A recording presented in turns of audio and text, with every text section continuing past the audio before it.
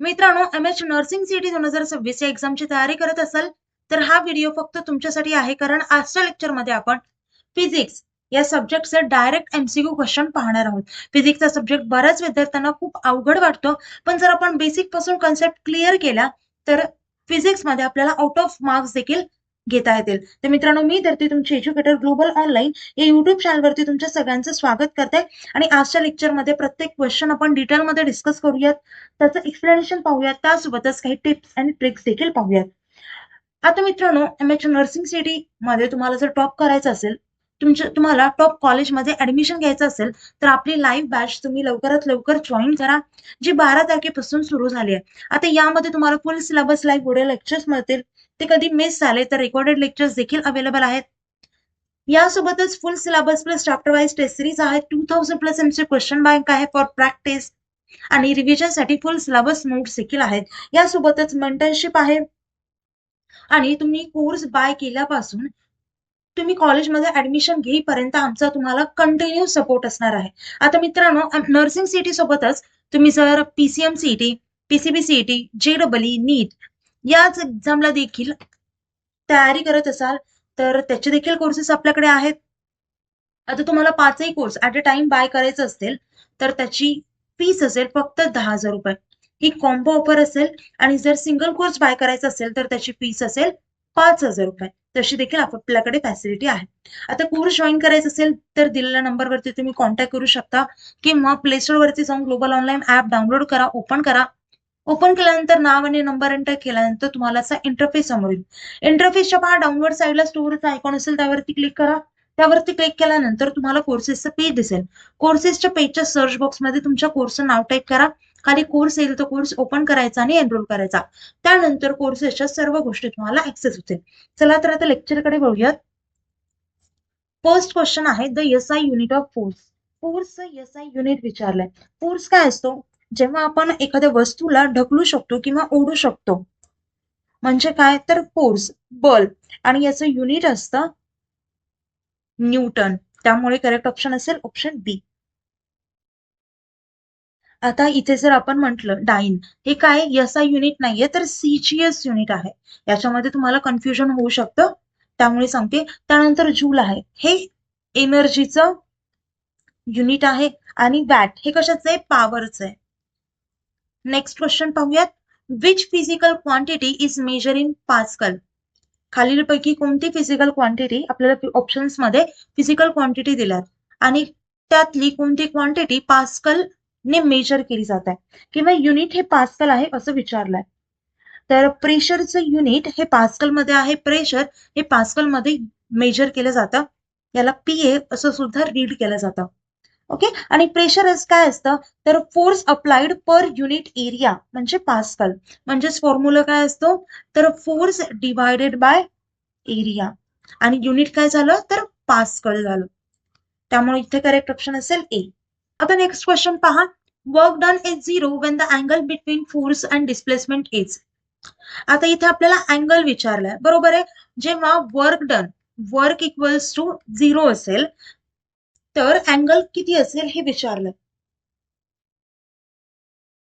Work डनचा formula काय असतो तर force into displacement into cos theta. आता जेव्हा अँगल 90 डिग्री असतो तेव्हा कॉस 90 ची व्हॅल्यू काय येणार? 0. कारण पहा, अँगल जेव्हा 90 डिग्री असेल तेव्हाच कॉस थीटाची व्हॅल्यू किती येणार? कॉस 90 ची व्हॅल्यू किती येणार? 0 येणार. कारण आपल्याला वर्क डन किती पाहिजे? 0 पाहिजे. सो ही जर व्हॅल्यू 0 असेल तर वर्क डन हे 0 येणार. त्याच्यामुळे अँगल किती पाहिजे तर 90 डिग्री. त्यामुळे करेक्ट ऑप्शन असेल option C. Next question. The speed of light in vacuum is approximately. आपल्याला इथे लाईटची स्पीड विचारली व्हॅक्यूम मध्ये. आता लाईट ही खूप जास्त फास्ट ट्रॅव्हल करते व्हॅक्यूम मध्ये, त्याच्यामुळे इथे करेक्ट ऑप्शन असते आणि त्याची स्पीड असते तर 3 × 10⁸ मीटर पर सेकंड. त्यामुळे करेक्ट ऑप्शन असेल ऑप्शन सी. आता एक फिक्स व्हॅल्यू आहे, सो याच्यावरती सुद्धा डायरेक्ट क्वेश्चन येतो.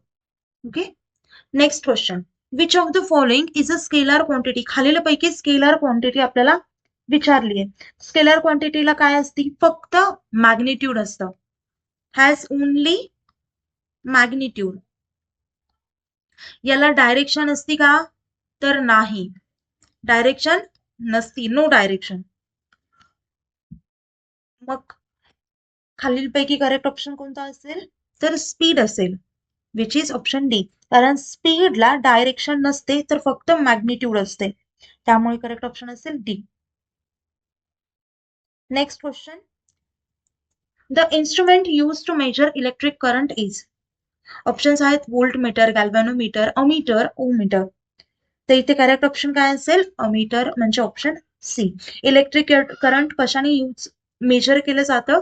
तर अमीटरने. कधी पण लक्षात ठेवा. Okay. Next question. The unit of electrical resistance is ampere, volt, ohm, watt. आता इलेक्ट्रिकल रेजिस्टन्सचा आपल्याला युनिट विचारलंय, तर ते असतं ओम.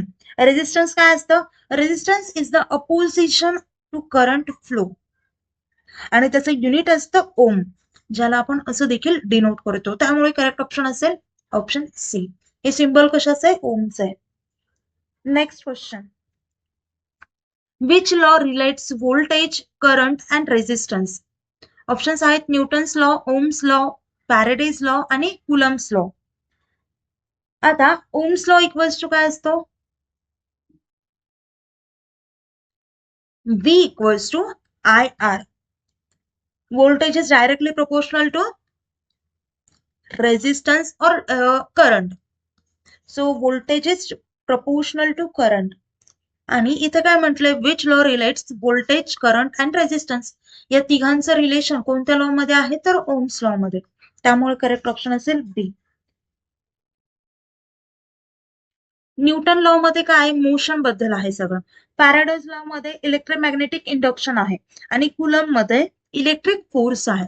आणि जेव्हा रिलेशन व्होल्टेज, करंट आणि रेजिस्टन्सचं विचारलं जातं तर ते ओम्स लॉ स्टेट करतं.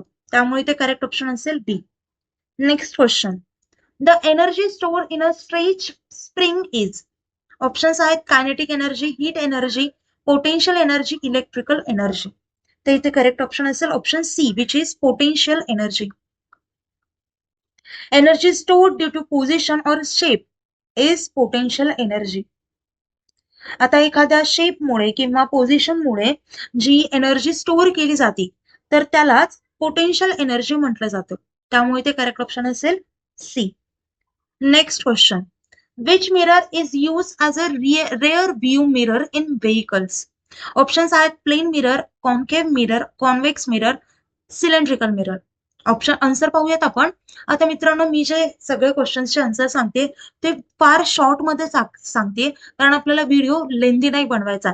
तुम्हाला जर डिटेल एक्सप्लेनेशन पाहिजे असेल, प्रत्येक चॅप्टर, प्रत्येक सब्जेक्ट बेसिक पासून डिस्कस करायचं असेल, नोट्स ऑफ MCQ क्वेश्चनची प्रॅक्टिस करायची असेल, तर आपली बॅच जॉईन करायला विसरू नका, कारण त्यामध्ये आपण डिटेलमध्ये सर्व क्वेश्चन्स, चॅप्टर्स, कन्सेप्ट डिस्कस करत असतो.